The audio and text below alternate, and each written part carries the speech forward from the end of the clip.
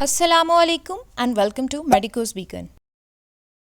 Dear students, I hope you guys are all doing well. आज की video का topic है कि हम नर्सिंग के एग्ज़ाम को किस तरह से क्रैक कर सकते हैं। मुझे बहुत सारे स्टूडेंट्स की तरफ से कमेंट्स में ये रिक्वेस्ट रिसीव हो रही थी कि प्लीज़ हमें बताएं कि एक्चुअली में टेस्ट की प्रिपरेशन स्टार्ट कैसे करें और कौन से टॉपिक्स को कवर करें, इसके साथ साथ टेस्ट की प्रिपरेशन स्टार्ट कहाँ से करें।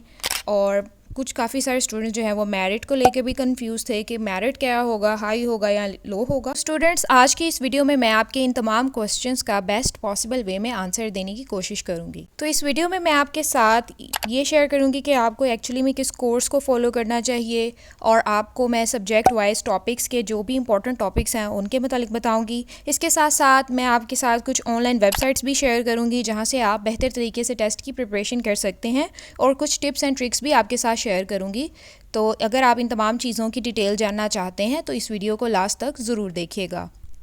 और अगर हो सके तो स्टूडेंट्स अपने पास एक पेन और कॉपी भी रख लें, ताकि जो भी तमाम पॉइंट्स और डिटेल्स मैं आपके साथ शेयर करूं आप उनको साथ साथ नोट डाउन कर लें। So without wasting the time, let's start the video. सबसे पहले डिस्कस कर लेते हैं मेरिट आपको हमेशा चाहे गवर्नमेंट सेक्टर हो या प्राइवेट सेक्टर, दोनों में ही हाई देखने को मिलेगा। लेकिन जो गवर्नमेंट सेक्टर है यहाँ पर ज़्यादातर हाई मेरिट ही होता है, और क्योंकि गवर्नमेंट में आपको फ्री ऑफ कॉस्ट नर्सिंग करवाई जाती है, और इसलिए वहाँ पे आपको कंपटीशन भी बहुत ज़्यादा हाई देखने को मिलता है, और वहाँ पे आपको मंथली स्टाइपेंड भी प्रोवाइड किया जाता है ड्यूरिंग योर कोर्स स्टडी, और आपने कोई फ़ी भी पे नहीं करनी होती। तो इसलिए ज़्यादातर स्टूडेंट्स गवर्नमेंट सेक्टर्स को ही प्रेफर करते हैं। मगर डियर स्टूडेंट्स, अगर तो आपके मार्क्स इंटर में कम हैं लेकिन तब भी आप अपने आप को टेस्ट की बेस पर गवर्नमेंट सेक्टर के लिए एलिजिबल बना सकते हैं just by scoring high marks in your NCAT exam. वो स्टूडेंट्स जिनके मार्क्स इंटर में कम हैं उन्हें परेशान होने की ज़रूरत नहीं है। अगर तो वो अच्छे से मेहनत करते हैं और एनकैट को अच्छे मार्क्स से क्लियर कर लेते हैं तो वो भी गवर्नमेंट सेक्टर में अपने आप को एलिजिबल बना सकते हैं। नेक्स्ट डिस्कस करते हैं मेरिट फार्मूला।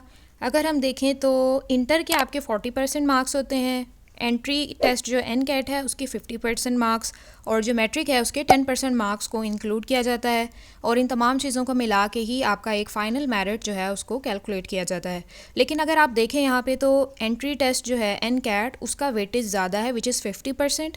तो वो स्टूडेंट्स जो कि लो मार्क्स वाले हैं, अगर वो यहाँ मेहनत कर लेते हैं तो वो भी खुद को गवर्नमेंट सेक्टर के लिए एलिजिबल बना सकते हैं। नेक्स्ट डिस्कस करते हैं कोर्सेज एंड टॉपिक्स कि कौन सी कोर्स सब्जेक्ट्स की बुक्स हैं जिनको आपको कवर करना चाहिए, और कौन से ऐसे इंपॉर्टेंट टॉपिक्स हैं जिनको आपको टेस्ट के लिए रेडी करना चाहिए। तो आइए देखते हैं। अगर हम टेस्ट के लिए सब्जेक्ट्स की बात करें तो physics, chemistry, biology and English, ये तमाम 4 बुक्स जो आप एफएससी में पढ़ते हैं इनमें से ही आपका मोस्टली जो टेस्ट है उसको प्रिपेयर किया जाता है। स्टूडेंट्स, मैं यहाँ पे एक बात क्लियर कर दूँ कि जो टेस्ट है वो इतना मुश्किल नहीं होता, और लेकिन इतना आसान भी नहीं होता। बहुत सारे स्टूडेंट्स ने वो इस चीज़ से काफ़ी कंफ्यूज हो रहे होते हैं, और कुछ स्टूडेंट्स घबरा भी रहे होते हैं कि टेस्ट जो है शायद वो एमटीकैट की तरह बहुत ज़्यादा कंसेप्चुअल और डीप उनको लर्निंग करनी पड़ेगी।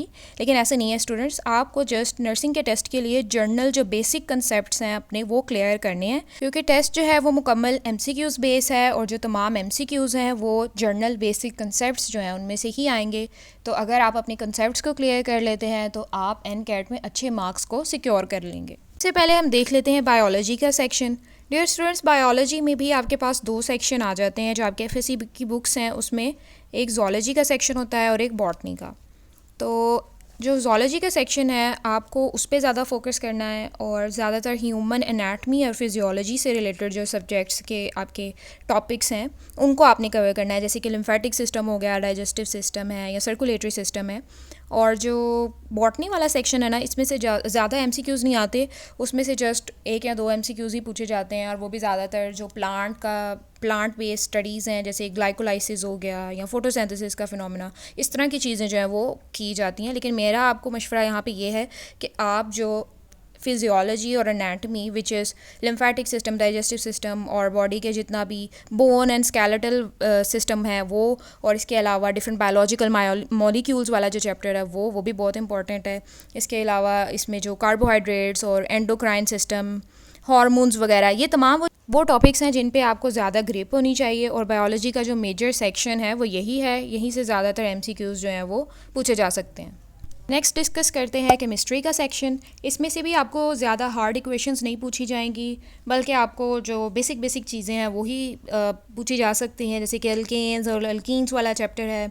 इसके अलावा इनऑर्गेनिक केमिस्ट्री में से कोई सॉल्ट्स की प्रॉपर्टीज़ या किसी सॉल्ट का केमिकल फार्मूला पूछ लेंगे। इस तरह की जो चीज़ें हैं आप केमिस्ट्री में उन पे ज़्यादा फोकस करें, ज़्यादा डीप जाने की ज़रूरत नहीं है। अगर आपके बेसिक कंसेप्ट्स क्लियर हो जाएंगे ना, तो केमिस्ट्री भी आपको आसान लगेगी।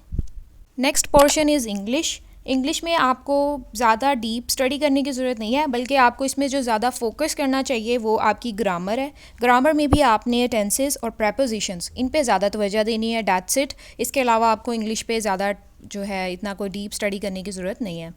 Next portion is physics. Physics में डियर स्टूडेंट्स बहुत ज़्यादा कंफ्यूज होते हैं और बहुत ज़्यादा कई स्टूडेंट्स घबराते भी हैं कि उन्हें फ़िज़िक्स नहीं आती। तो स्टूडेंट्स इसमें आपने कोई डीप कैलकुलेशंस नहीं करनी, ज़्यादा टफ वाले न्यूमेरिकल्स नहीं करने। आपको जर्नल फार्मूलाज आने चाहिए, आपकी फिंगर टिप्स पे होने चाहिए, और आपको जो तमाम चीज़ें आपके जो बेसिक कंसेप्ट्स हैं, स्पेशली जो फर्स्ट ईयर की बुक है उसमें से जो फ़िज़िक्स का पोर्शन है वो ज़्यादा इंपॉर्टेंट है as compare to second year. Second year में से भी है, लेकिन फ़र्स्ट ईयर का जो पोर्शन है वो ज़्यादा इंपॉर्टेंट है।